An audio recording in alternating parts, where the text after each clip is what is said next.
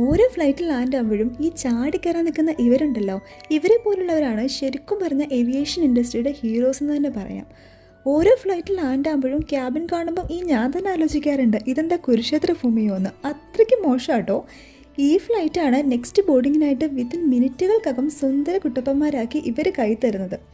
അതിലുപരി ഈ പല പാവങ്ങളും ഉണ്ടല്ലോ, വെറും തുച്ഛമായ സാലറിയിലാണ് വർഷങ്ങളായിട്ട് പണിയെടുക്കുന്നത്. അതിൽ ഏറ്റവും സർപ്രൈസിങ് ആയിട്ടുള്ള കാര്യം, ഇവർ പലരും ഒരു തവണ പോലും എയർക്രാഫ്റ്റിൽ യാത്ര പോലും ചെയ്തിട്ടില്ലാത്തവരായിരിക്കും. എന്താ അല്ലേ?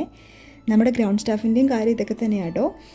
മഴയത്തും വെയിലത്തും ഒക്കെ പണിയെടുക്കുന്ന ഇവർ പലവർക്കും അറിയിക്കുന്ന പരിഗണന എവിടെയും കിട്ടാറില്ല.